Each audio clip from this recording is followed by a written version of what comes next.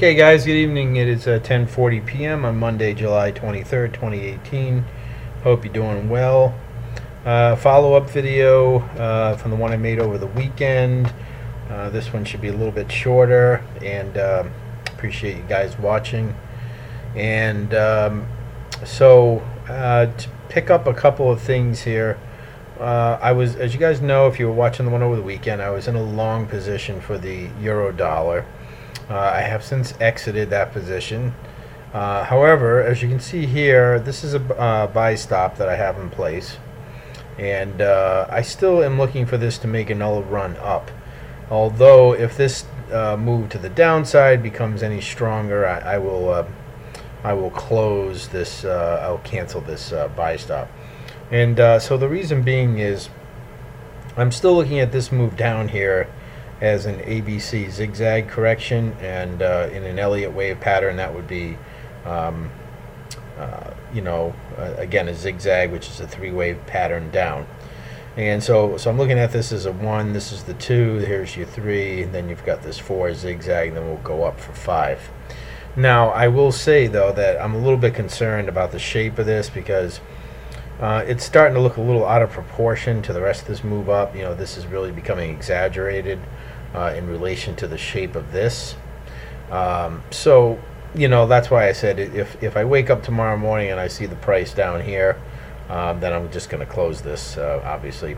And that's why I have it as a buy stop instead of a buy order, because I'm not really convinced. And there is a lot of conflict in the euro pairs, which I'll show you in a second. But again, this is on the hourly chart, and this looks like a flat correction. And in Elliot Wave, usually you've got in position 2 is usually a zigzag, position 4 would be a flat, but it doesn't have to be that way, and it looks like it's just the opposite. It looks like we have the flat in position 2 and maybe the zigzag in position 4. And if I'm right, and this does go back up, if this was wave 1, you know, it's about 100 pips, I'd expect this to go up. Let's say it bottoms out here somewhere and go up 100 pips, you know, that would take it well past this this recent high. But we will see. And you know, on the daily chart, let me just see here. Let me put this on here.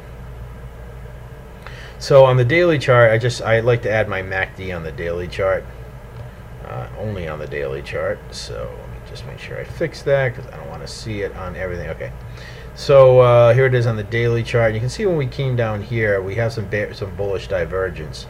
It came down, it made a low here. This is basically a new low, and the MACD did not support that, and then we pushed higher. So, and listen, as you guys know, I don't use a lot of indicators. I will look at a MACD at key support resistance levels, trend lines, and things like that, but I really only care about it on the daily chart.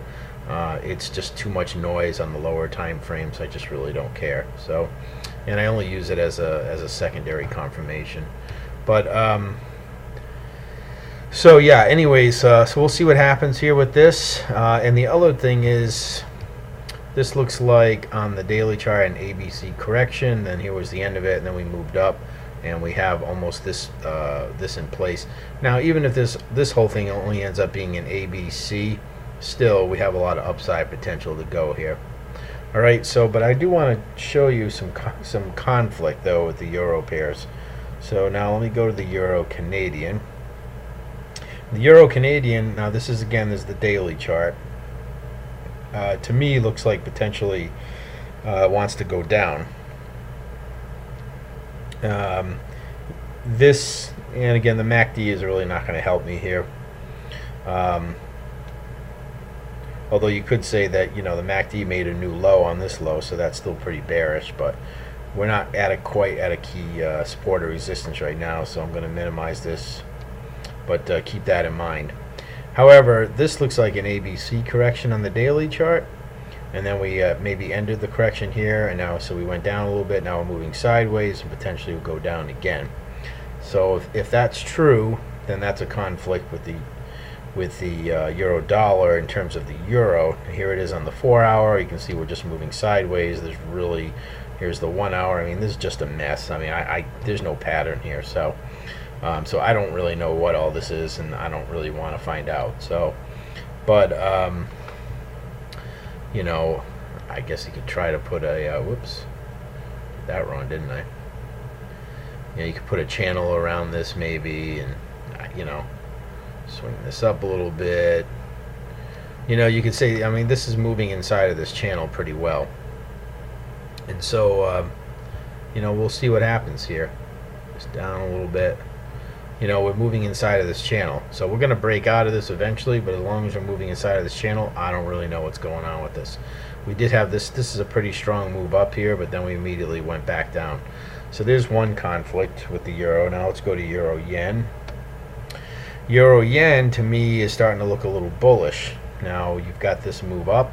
We broke this trend line on the daily chart, made a pretty obviously decisive close, you know, with 1, 2, 3, 4, 5, 6, you know, about 7 trading days of closes above this trend line on the daily, and now since then about the same number are coming back down. Now let's see what happens when we hit this trend line or close to it. Are we going to turn back up again? And I do think this maybe has a little bit more move to the downside. This move down maybe looks like you know, last bit of a correction potentially. Yeah, I mean, I could see this going back down, maybe stabbing through here and then turning up. So that's not necessarily a conflict with the euro dollar, but it's certainly a conflict with the euro Canadian potentially, although the euro Canadian is just moving inside parallel lines. So that's really interesting. Euro dollar we already looked at, and then euro Kiwi again. There's really nothing to really talk about on the MACD here. You know, again, we're basically moving. This looks like a lot like the euro Canadian. We're just moving inside parallel trend lines. You know, so we'll see what happens with this.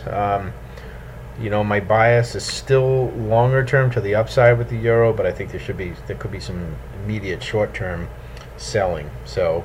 But keep an eye on the euro because it could be some easy pips to score there.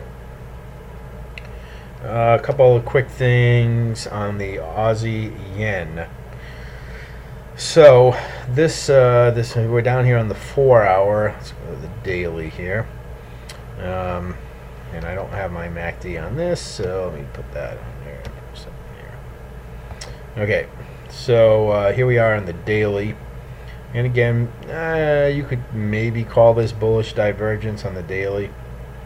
You know, this low compared to this low, and the MACD did not make a new low, so there's potentially bullish divergence. You know, where price makes a new low, or at least challenges an existing low, and yet the MACD. I mean, this is a little pushing it. So. Again, I never take trades based on this stuff, but it's just secondary. So let's just push this down a little bit.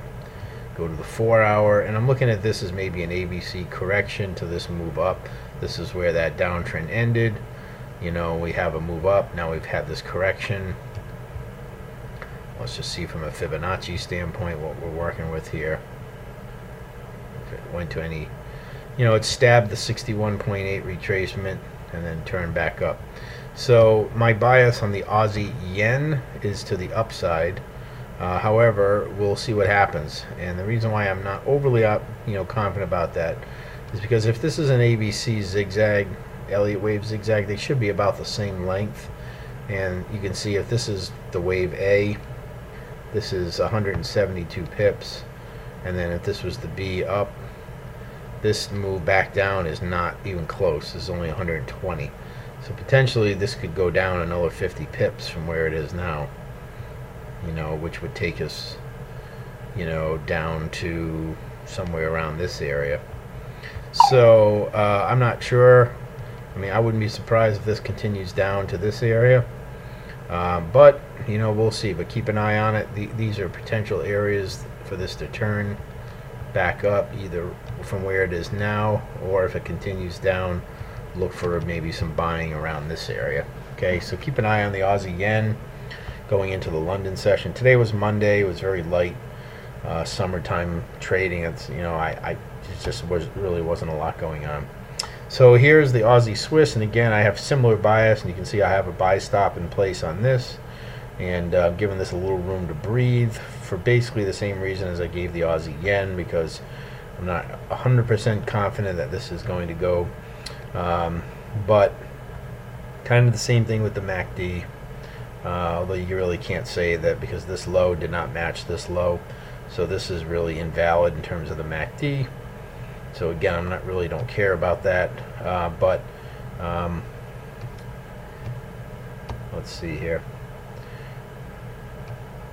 Yeah, so you know, but this does look like it wants to go back up, and so I do have the buy stop in place with this. But you know, we're kind of hitting a lot of resistance. This is just way down on the 1 hour chart now. So I wouldn't be surprised if this does turn back down again. That's why I have my buy stop. I want the market to prove itself. So just a couple more here. Kiwi dollar. On the 1 hour chart, this is a lot like the it was the euro dollar, right? Yeah. This looks a lot like the euro dollar in terms of the fact that this could potentially be, you know, 1, 2, 3, then we've got this 4. But again, it's starting to look really out of proportion. So, so this is one to watch. And the only reason why I'm kind of looking at this to go up, because you know we had the Kiwi dollar has been going down for so long. I mean, I hate to pick bottoms here, but I mean, really, this started back. You know, this down move really started back here in back in February, and we for basically 5 months here we've been going down. And we have this really sharp move down, and now we broke through here, and now we're coming back down, and we'll see what happens. But I definitely need some price confirmation, but the Kiwi dollar is definitely something to keep an eye on for a potential move back to the upside. And lastly is the Kiwi Yen. And on the Kiwi Yen, we are still moving inside this trend line. So again, this is a conflict with the Kiwi dollar, if we're just talking about the New Zealand dollar, because now we're moving inside of this trend line, and you know, it looks like this could continue down. So this actually looks like maybe a trend completed here. 1, 2, 3, 4, 5. So I'm going to look for a correction back to the upside, maybe back to this area. Or potentially back to the trend line, and then I would look to sell this again, but potentially you would see this come back up maybe to around this area. Again, from an Elliot Wave standpoint, retracements usually go back to around the end of the previous wave 4. So if this is a 5 wave move down, you've got 1, 2, 3, 4. So here's the end of wave 4. We come down for 5. So an Elliott Wave guideline, it's not a hard rule, is that retracements come back to the previous wave 4. So if this is indeed the end of this trend, I will look for shorts. Either way, I'm looking for shorts inside this channel on the Kiwi Yen. So that kind of, you know, is in conflict with my Kiwi dollar, and this to me looks like a better setup. So if I'm right now, this is the one I prefer to look for shorts on. Okay, so that's the Kiwi dollar. And then the US Swiss is, you know, you can see I had this trade and I missed all of this down here. But the US Swiss looks like it wants to make another move down, and that would go in line with the euro dollar going up, because these work opposite of each other. But 1, 2, 3, this is a 4, so at some point we'll turn back down. And you know, let's see, this is about 85 pips, let's call it. So you know, we would probably break through this trend line. So I'm looking for shorts on the US Swiss, longs on the euro dollar. Okay, that gets back to how we originally started this, and that's about it. Really not pound pairs, I'm not really a big fan of right now. This is the US Yen. Again, this looks like it wants to potentially go down again, although we did hit this trend line. So but I'm not sure this down move is quite over yet. I think it may have a little bit more in it, and same thing with the US Canadian. I think this has a little bit more downside available. So so that's it, guys. Keep an eye on those few things, and over the next trading session or two, especially once London opens up tomorrow, and be a Tuesday, so it should be a little bit stronger liquidity, more liquidity and more volume in the market than you're going to get on a Monday, especially in the summer. So, all right, guys. So that's it. Any questions? Let me know. Please like the video, share it, subscribe, help me out. I appreciate it. I'm trying to do a little bit more with these, and because that's the only way you can really build your viewership is to do more videos. So, all right, guys. That's it. Have a great night. We'll talk to you all soon.